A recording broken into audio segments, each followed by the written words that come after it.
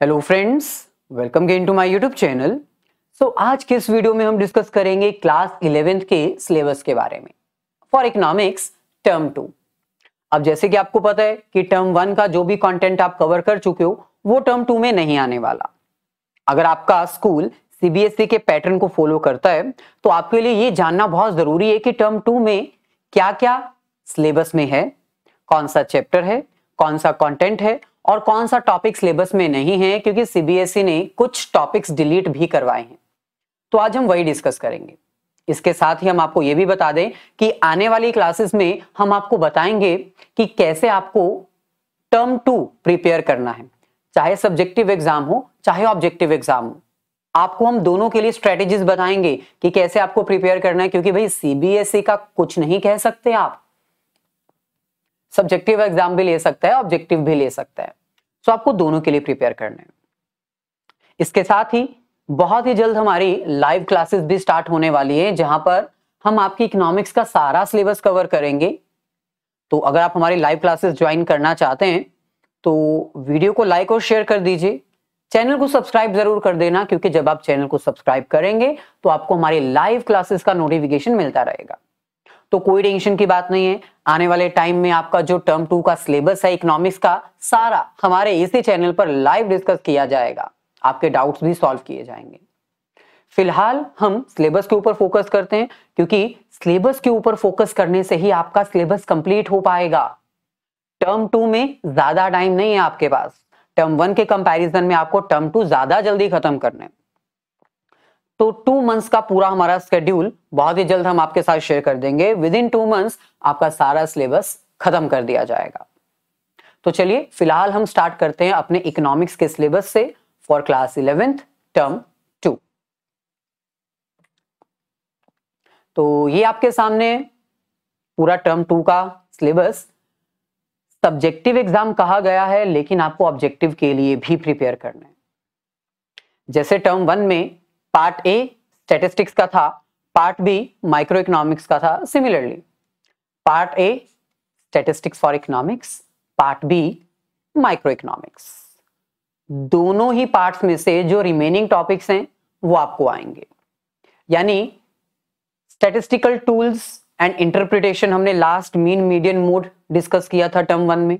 Mean median mode के बाद next आपके पास आता है मेजर ऑफ डिस्पर्जन, तो ये आपको करना पड़ेगा। देन कोरिलेशन और इंडेक्स नंबर। तो ये 3 चैप्टर्स हैं जो प्रैक्टिकल हैं और बहुत आसान है। अगर हम बात करें माइक्रो इकोनॉमिक्स की, तो इसमें प्रोड्यूसर्स बिहेवियर, जैसे कंज्यूमर बिहेवियर किया था ना आपने, ऐसे ही अब आपको प्रोड्यूसर का बिहेवियर करना है। जैसे आपने डिमांड का कॉन्सेप्ट किया था, वैसे आपको सप्लाई का कॉन्सेप्ट भी करना है। Then forms of market. Market आपने स्टडी करनी है तो कितने तरह की मार्केट होती है, मार्केट में प्राइस कैसे डिटरमाइन किया जाता है। परफेक्ट कंपटीशन आपके सिलेबस में है, तो परफेक्ट कंपटीशन की एग्जांपल लेते हुए आपको ये मार्केट एक्सप्लेन करनी है। तो ये टोटल आपका पूरा सिलेबस है। 40 मार्क्स का एग्जाम होगा, 10 मार्क्स का तो आपको पता ही है प्रोजेक्ट वर्क। अगर हम इसमें से बात करें तो ये जो 17 मार्क्स है ना, ये आपके लिए बहुत इजी रहेंगे, क्योंकि स्टैटिस्टिक्स में सिर्फ 3 ही चैप्टर्स हैं अब की बार, और बहुत आसान है, बहुत आसान है। ज्यादा बड़े चैप्टर नहीं है, छोटे चैप्टर है। बस इंडेक्स नंबर एक ऐसा चैप्टर है जिसमें आपको थोड़ा ज्यादा टाइम देना पड़ेगा। मेजर ऑफ डिस्पर्जन, कोरिलेशन बहुत आसान है। इसके बाद अगर हम बात करें प्रोड्यूसर्स बिहेवियर एंड सप्लाई, ये 13 मार्क्स का है। इसको टाइम ज्यादा लगेगा क्योंकि उसमें थ्योरी कॉन्सेप्ट्स बहुत सारे हैं। इसमें आपको प्रोडक्शन फंक्शन भी करना पड़ेगा, कॉन्सेप्ट कोस्ट का भी करना पड़ेगा, सप्लाई भी करना पड़ेगा, मार्केट भी अंडरस्टैंड करना पड़ेगा। तो ये मार्क्स वाइज बहुत कम है, लेकिन थ्योरी वाइज बहुत ज्यादा है। इसके बाद अगर हम बात करें फॉर्म्स ऑफ मार्केट की, तो ये 10 मार्क्स कैरी करता है। आराम से 10 मार्क्स आपको मिल सकते हैं, क्योंकि इसमें कॉन्सेप्ट नॉमिनल है, ज्यादा डिफिकल्ट नहीं है, आसान है। तो आपको ज्यादा फोकस किसके ऊपर करना है, स्टैटिस्टिक्स के ये 3 चैप्टर्स के ऊपर, फॉर्म्स ऑफ मार्केट, इनके ऊपर ज्यादा फोकस करना है। जो प्रोड्यूसर बिहेवियर और सप्लाई है तो आसान, लेकिन लेंथी है, तो इसको टाइम ज्यादा लगेगा और कुछ नहीं। तो आ जाइए, सबसे पहले हम इकोनॉमिक्स में से स्टैटिस्टिक्स की बात करते हैं। Part A, unit 3, statistical tools and interpretation. जैसे कि हमने बताया आपको 3 चैप्टर्स आएंगे। पहला आएगा measure of dispersion. Measure of dispersion में 2 तरह के मेथड्स होते हैं, एब्सोल्यूट एंड रिलेटिव। और आपको जानकर खुशी होगी, मेजर ऑफ डिस्पर्शन अगर 100% है तो 80% डिडक्टेड है, सिर्फ 20% आपको करना है, 80% ये सिलेबस में से डिलीटेड है। तो आपको 2 ही फॉर्मूलाज करने हैं, 2 ही मेथड्स करने हैं, एक absolute major that is standard deviation और एक relative major that is coefficient of variation. ये 2 मेथड्स आपको करने हैं। और इसमें से क्या क्या डिलीटेड है आप देख सकते हो। एब्सोल्यूट मेजर में range, quartile deviation, mean deviation नहीं करना, सिर्फ स्टैंडर्ड डेविएशन करना है। ऐसे ही रिलेटिव मेजर्स में से coefficient of range, coefficient of quartile deviation, coefficient of mean deviation नहीं करना, सिर्फ कोएफिशिएंट ऑफ स्टैंडर्ड डेविएशन या फिर कोएफिशिएंट ऑफ वेरिएंस ही करना है। और लॉरेंस कर्व एक डायग्रामेटिकल मेथड है, वो भी आपको नहीं करना है। तो इसीलिए हम कह रहे हैं 80% डिलीटेड है, 20% करना है। बहुत आसान है और हम आपको करवाएंगे लाइव क्लासेस में। आगे अगर हम बढ़ें तो नेक्स्ट हमारे पास आता है कोरिलेशन, जो कि नेक्स्ट टूल है। जैसे मीन मीडियन मोड है ना, वैसे ही कोरिलेशन भी एक टूल है। इसमें आपको सबसे पहले कोरिलेशन होता क्या है, उसकी प्रॉपर्टीज क्या हैं, ये प्योर थ्योरी है जो आपको करनी है। स्कैटर डायग्राम कोरिलेशन कैलकुलेट करने के लिए पहला मेथड है और ये डायग्रामेटिकल मेथड है, मतलब इसमें आपको डायग्राम बनाना पड़ेगा, तो ये ज्यादा डिफिकल्ट नहीं है। कोरिलेशन के चैप्टर में जो आपको थोड़ी बहुत कैलकुलेशंस करनी पड़ेंगी या थोड़ा बहुत जो न्यूमेरिकल फोकस करना पड़ेगा, वो है measures of correlation through Karl Pearson's method. तो ये आपका प्रैक्टिकल है बस। एक और तीसरा मेथड है स्पियर्समैन रैंक कोरिलेशन, जो कि सीबीएसई ने डिलीट करवा दिया है, तो इसको करने की कोई जरूरत नहीं है, जाने दो इसको। तो ये भी चैप्टर बहुत आसान है। प्रैक्टिकल के नाम पर सिर्फ एक ही फॉर्मूला है। आगे बढ़ते हैं, इंट्रोडक्शन टू इंडेक्स नंबर। अब इंडेक्स नंबर थोड़ा सा अलग चैप्टर है जो आपने पहले कभी नहीं किया है। इसमें फॉर्मूलाज थोड़े ज्यादा हैं, तो इसको थोड़ा ज्यादा टाइम देना पड़ेगा। इंडेक्स नंबर होता क्या है, इसकी कितनी टाइप्स हैं, weighted index, simple index, wholesale price index, consumer price index, use of index number. तो इंडेक्स नंबर कितने तरह का होता है, हर एक का अपना फॉर्मूला आपको करना पड़ेगा। फॉर्मूलाज थोड़े ज्यादा हैं इसमें। इंडेक्स नंबर कहां कहां यूज होता है, ये थ्योरी है। सो ये आपका हो गया theory concept. Uses of index number, ये भी एक तरह से थ्योरी कॉन्सेप्ट हो गया, लेकिन जो इसके टाइप्स हैं ये होगा प्रैक्टिकल कॉन्सेप्ट। ये आपका हो जाएगा प्रैक्टिकल कॉन्सेप्ट। देन इन्फ्लेशन और इंडेक्स नंबर, ये थ्योरी और प्रैक्टिकल दोनों का मिक्सचर है। इसमें आपको अंडरस्टैंड करना होगा कि इंडेक्स नंबर और इन्फ्लेशन के बीच में क्या कोई रिलेशन है तो उसका प्रैक्टिकल भी आपको करना पड़ सकता है। लेकिन सबसे अच्छी बात इस चैप्टर में से index of industrial production deleted है, जो कि थोड़ा टिपिकल था, वो करने की जरूरत नहीं है। तो स्टैटिस्टिक्स में सिर्फ 3 ही चैप्टर हैं, बहुत जल्दी कवर हो जाएगा ये आपका। माइक्रो इकोनॉमिक्स थोड़ा लेंथी होगा क्योंकि इसमें प्रैक्टिकल नहीं थ्योरेटिकल कॉन्सेप्ट ज्यादा है। सबसे पहले अगर हम बात करें तो प्रोड्यूसर बिहेवियर एंड सप्लाई। जैसे कंज्यूमर बिहेवियर था ना, उसमें आपको consumer equilibrium under different approaches करना था। सिमिलरली प्रोड्यूसर का बिहेवियर आपको अंडरस्टैंड करना है। तो सबसे पहले तो आपको पता होना चाहिए कि प्रोडक्शन क्या होता है, प्रोडक्शन फंक्शन क्या होता है। Second, short run versus long run. 2 तरह के पीरियड होते हैं, एक शॉर्ट रन स्मॉल पीरियड और एक लॉन्ग पीरियड। दोनों में आपको डिफरेंस करना पड़ेगा। Then total product, average product, marginal product. आपको याद है कंज्यूमर बिहेवियर में आपने टोटल यूटिलिटी, मार्जिनल यूटिलिटी किया था, सेम वही कॉन्सेप्ट है। वहां पर यूटिलिटी वर्ड यूज होता था क्योंकि कंज्यूमर की सेटिस्फेक्शन की बात होती थी, यहां पर प्रोडक्शन यूज होगा क्योंकि यहां पर हम प्रोड्यूसर की बात कर रहे हैं। तो बहुत ही आसान चैप्टर है लेकिन लेंथी है। Returns two factor.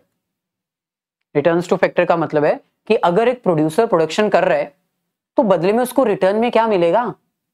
प्रोडक्शन कर रहा है तो बेनिफिट क्या मिलेगा, रिटर्न क्या मिलेगी। तो ये भी आसान है।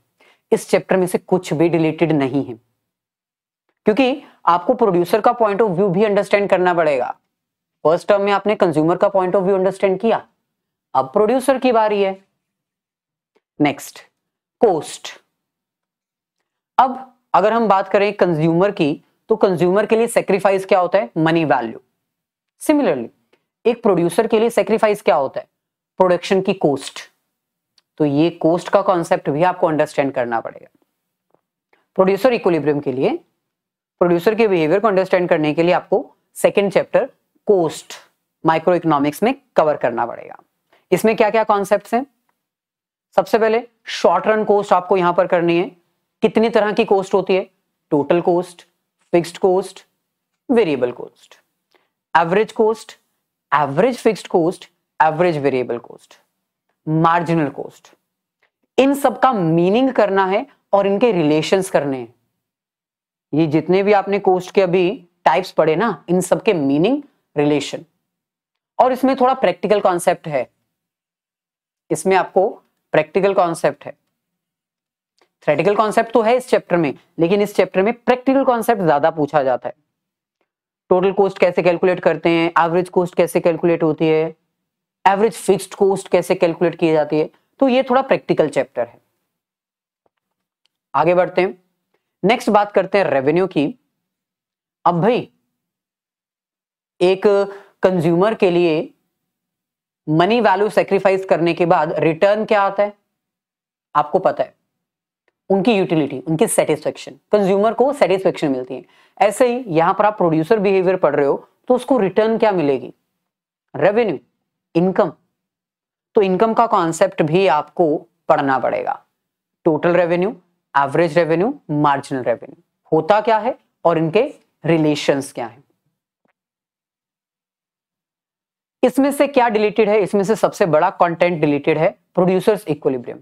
कंज्यूमर इक्विलिब्रियम आपको करवा दिया था, लेकिन कॉस्ट और रेवेन्यू की हेल्प से प्रोड्यूसर का इक्विलिब्रियम स्टडी किया जाता है। आपने कॉस्ट पढ़ लिया, रेवेन्यू पढ़ लिया, सिलेबस में है वो, लेकिन प्रोड्यूसर का इक्विलिब्रियम कैसे फाइंड आउट किया जाता है, क्या कंडीशंस होती हैं, ये आपके सिलेबस में नहीं है।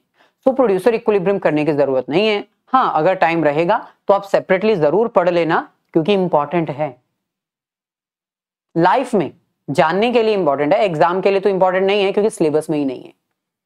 सो प्रोड्यूसर इक्विलिब्रियम करने की जरूरत नहीं है।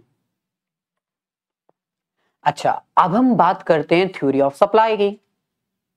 डिमांड का चैप्टर आपने किया था, theory of demand, same copy paste chapter है, बस थोड़ा सा कॉन्सेप्ट अलग है, थोड़ा सा टॉपिक चेंज है। सो जैसे कंज्यूमर के लिए डिमांड होती है, प्रोड्यूसर के लिए सप्लाई होती है। एक प्रोड्यूसर, एक बिजनेसमैन मार्केट में प्रोडक्ट बनाता है और फिर उस प्रोडक्ट को बेचता है, यानी सप्लाई करता है। तो यहां पर आपको सप्लाई का कॉन्सेप्ट अंडरस्टैंड करना है। सप्लाई होता क्या है, मार्केट सप्लाई क्या होती है, डेटरमिनेंट्स यानी फैक्टर्स अफेक्टिंग सप्लाई, जो आपने डिमांड में भी किए थे।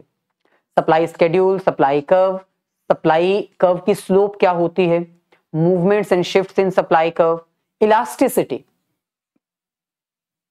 आपने प्राइस इलास्टिसिटी ऑफ डिमांड की थी, प्राइस इलास्टिसिटी ऑफ सप्लाई है। इसमें आपको एक ही मेथड करना है और वो क्या है, परसेंटेज चेंज मेथड, जिसको हम प्रोपोर्शनेट मेथड भी कहते हैं। इसमें से कुछ भी डिलीटेड नहीं है, ये पूरा चैप्टर आपको करना पड़ेगा। लास्ट यूनिट हमारे पास आता है forms of market and price determination under perfect competition with simple application. देखो, आपने कंज्यूमर का पॉइंट देखा, कंज्यूमर की डिमांड देखी, आपने एक प्रोड्यूसर की सप्लाई देखी, सप्लाई का डिमांड भी देखा, सप्लाई के साथ साथ उनके सारे कॉन्सेप्ट्स भी अंडरस्टैंड किए।